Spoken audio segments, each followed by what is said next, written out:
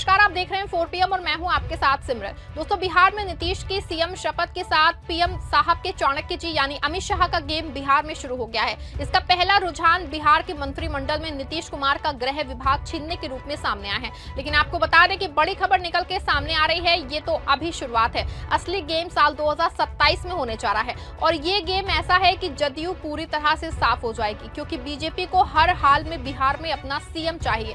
जैसे ये खबर सामने आई है, हड़कंप मच गया है। क्यों और कैसे नीतीश कुमार से अचानक गृह विभाग छीन लिया है और सिर्फ 4 सीटें कम होने की कैसे इतनी बड़ी कीमत नीतीश कुमार को चुकानी पड़ी है, और 2027 का जो प्लान लीक हुआ है वो क्या है, सब कुछ आपको अपनी इस 8 मिनट की रिपोर्ट में अच्छे से बताने वाले हैं। दोस्तों, आखिरकार नई सरकार और नीतीश कुमार के साथ वो हो गया जो कि 53 ईयर्स पहले बिहार जो है साल पहले बिहार की राजनीति में हुआ, यानी कि नीतीश कुमार से गृह विभाग छीन लिया गया है। आपको बता दें कि जब साल 1967 में बिहार में पहली बार गैर कांग्रेसी सरकार आई तो मुख्यमंत्री महामाया प्रसाद के दौर में गृह मंत्रालय रामानंद तिवारी को मिला था। ऐसे में साफ है कि नीतीश के सीएम बनते ही गुजरात लॉबी अपना नैरेटिव सेट करने में लग गई है और शपथ के बाद ही खेल शुरू हो गया है। चुनाव के बाद जब एनडीए के विधायक दलों की बैठक में फैसला लिया गया था कि नीतीश सीएम होंगे, तो ये दावा किया जा रहा था कि नीतीश कुमार पीएम साहब और उनके चाणक्य जी को शीशे में उतारने में कामयाब हो गए हैं। और मीडिया में तो यहाँ तक कह दिया गया था कि नीतीश कुमार ने पीएम साहब और उनके चाणक्य जी को घुटने टेकने पे मजबूर किया है।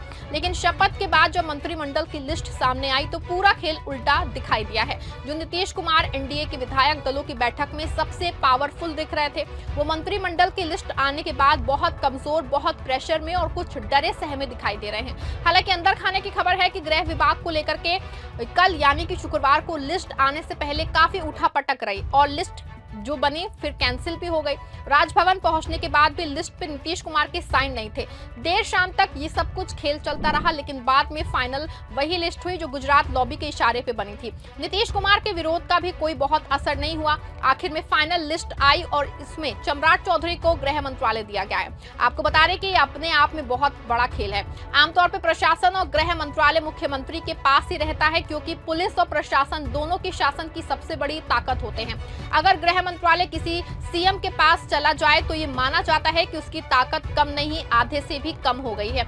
और जब सम्राट चौधरी को गृह मंत्रालय मिला है तो कहीं ना कहीं नीतीश की ताकत कम हुई। आपको बता दें कि राजनीति के सीनियर जर्नलिस्टों को मानना है कि सब कुछ अचानक नीतीश कुमार से नहीं लिया गया है, जबकि जो है संजय झा और ललन सिंह रातों रात चार्टर्ड प्लेन से दिल्ली गए थे, तो ये उसी समय लगभग तय था। लेकिन फाइनल इस पे मुहर नहीं लगी थी, क्योंकि बीजेपी की 4 सीटें ज्यादा थी, इसीलिए बीजेपी चाहती थी कि उसका अपना सीएम हो। और इस डिमांड को बीजेपी ने जदयू के नेताओं के साथ हुई बैठक में रखा था और वो आखिर तक इस पे डटी रही। लेकिन आखिर में एक रास्ता गृह मंत्रालय को लेकर निकला और बताया जाता है कि ये तय हुआ कि जिसका सीएम नहीं होगा उसका गृह मंत्रालय होगा। और ये ऑफर सिर्फ बीजेपी के लिए नहीं बल्कि जदयू के लिए भी था कि गृह मंत्रालय लेके नीतीश जी 2 डिप्टी सीएम बना ले। लेकिन जदयू में नीतीश को सीएम के लिए ही प्रस्ताव किया। आपको बता दें कि पूरे खेल में शाह को बड़ा फायदा हो गया है, क्योंकि गुजरात लॉबी ये बात पूरी तरह से जानती थी कि नीतीश कुमार सीएम की कुर्सी नहीं छोड़ेंगे और उनका ही खेल हिट होगा। और आखिर में हुआ भी है कि सम्राट चौधरी को गृह मंत्रालय मिला है, लेकिन इस बार नीतीश जो है सीएम भले से ही बन गए हों, लेकिन ये बात तय है कि सीएम से ज्यादा ताकत इस बार सम्राट चौधरी के पास होगी। खबरें तो यहाँ तक आई हैं कि बिहार में अब बुलडोजर वाला खेल और कानून व्यवस्था पे पूरा फोकस होगा और सम्राट चौधरी सीधे अमित शाह के इशारों पे ये भी कह सकते हैं कि अमित शाह के निर्देश में काम करेंगे, यानी कि बिहार सरकार का रिमोट आखिरकार दिल्ली पहुंच गया है। हालांकि विपक्ष का दावा है कि गृह मंत्रालय सिर्फ और सिर्फ सम्राट चौधरी को अपने केस खत्म कराने के लिए दिया है। उत्तर प्रदेश में समाजवादी पार्टी के एक नेता हैं आईपीए सिंह, उनका दावा है कि सम्राट 302 मुजरिम हैं, 7 हत्या के मामले, महीनों जेल में बंद रहे, 8वीं पास का भी कोई सर्टिफिकेट नहीं है।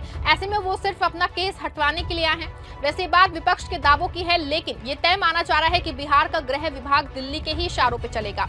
लेकिन इस सबके बीच में बड़ा सवाल ये है कि आखिर नीतीश कुमार ने ऐसा किया क्यों? जदयू में इतने पुराने नेता हैं और 50-50 साल से सिर्फ राजनीति कर रहे हैं। क्या ये सामान्य सी समझ उनके पास नहीं थी कि नीतीश की ताकत जा रही है? कहा जा रहा है कि इसके पीछे 2 वजह हो सकती हैं। पहली ये कि नीतीश कुमार की जदयू अंतरखाने में पूरी तरह बीजेपी की हो गई है। जिस तरह से संजय झा और ललन सिंह के बारे में पहले से बात हो रही थी कि वो अमित शाह के करीबी हैं, तो क्या ऐसे ही जदयू के ज्यादातर नेता अमित शाह और पीएम साहब के करीबी हो गए हैं?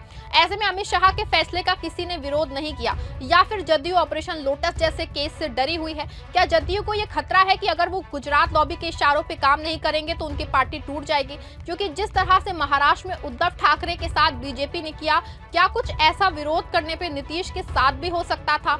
शायद इस वजह से भी जदयू में प्रेशर में हो, लेकिन सच ये है कि भले से उद्धव ठाकरे वाला गेम नीतीश के साथ नहीं हुआ, लेकिन अब नीतीश कुमार की हालत एकनाथ शिंदे से कम नहीं होने वाली है और इसके आसार दिखने शुरू हो गए हैं। लेकिन आपको बता दें कि अंदर खाने से एक बड़ी और गंभीर चर्चा सामने आई है, लेकिन फिलहाल कहीं से भी कोई पुष्टि नहीं हुई है।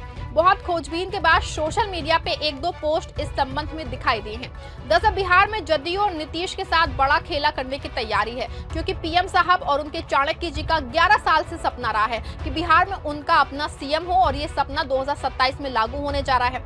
2027 में इसलिए क्योंकि नीतीश कुमार से सीएम का पद वापस ले लिया जाएगा और उनकी जगह बीजेपी का सीएम होगा, क्योंकि नीतीश कुमार को राष्ट्रपति के पद पे आसीन किया जाएगा। आपको बता दें कि साल 2027 में द्रौपदी मुर्मू का कार्यकाल खत्म हो रहा है और इसके बाद नीतीश न सिर्फ राजनीति से संन्यास लेंगे बल्कि वो राष्ट्रपति के पद पे जाएंगे। कुछ चर्चाएं इस तरह की भी हैं, जिसके बाद राजनीति में नीतीश कुमार के बेटे निशांत कुमार सक्रिय होंगे। हालांकि इस पूरे मामले की सिर्फ और सिर्फ चर्चा है, कोई पुष्टि नहीं है, लेकिन आप सभी जानते हैं कि जब कहीं से कोई बात उठती है, कहीं पे कोई चर्चा होती है, तो ही मामला संज्ञान में आता है और जरूर कहीं ना कहीं ये बड़ा प्लान जो है अंदर खाने में जरूर चल रहा होगा। और अगर ये चल रहा है तो ये जदयू के लिए बुरी खबर है, क्योंकि बिहार में नीतीश कुमार के बिना जदयू का कोई वजूद नहीं है, क्योंकि पार्टी के जो दो नेता ललन सिंह और संजय झा हैं वो अति पिछड़े वर्ग से नहीं आते हैं और जदयू का जो मूल वोटर है वो अति पिछड़ा है। ऐसे में जैसे ही नीतीश पार्टी से हटे, उनको जो अति पिछड़ा वोट है वो सीधे बीजेपी में ट्रांसफर हो जाएगा और बीजेपी बिहार की सबसे मजबूत पार्टी बन जाएगी। इसमें जदयू के वजूद पे खतरा मंडराने लगेगा। हालांकि अगर निशांत कुमार आते हैं तो कुछ लोगों का जुड़ाव होगा, लेकिन क्योंकि निशांत जो है राजनीति में सक्रिय नहीं है, ऐसे में निशांत क्या संभाल पाएंगे या नहीं, ये जो है सबसे बड़ा सवाल होगा। और ऐसे में पीएम साहब और उनके चाणक्य की बल्ले बल्ले हो जाएगी। हालांकि पूरे मामले में एक तरफ से है बात जो है साफ दिखाई दे रही है, वो ये है कि जो दावा सरकार के गठन से पहले बीजेपी के एक पूर्व सीनियर मंत्री ने यशवंत सिन्हा ने कहा था कि नीतीश कुमार कुछ के दिनों के सीएम हैं, ये बात कहीं ना कहीं पूरे तरीके से सही साबित होती दिख रही है। और अब हर किसी को लगने लगा है कि नीतीश कुमार ज्यादा दिन सीएम नहीं रहेंगे, या तो फिर से ऑपरेशन लोटस होगा या फिर 2027 के बाद राष्ट्रपति बन के नीतीश राजनीति से संन्यास लेंगे। पूरे मामले पे आप क्या सोचते हैं? अपनी राय कमेंट में जरूर शेयर करिएगा। खबर को लाइक करिए और शेयर करिए।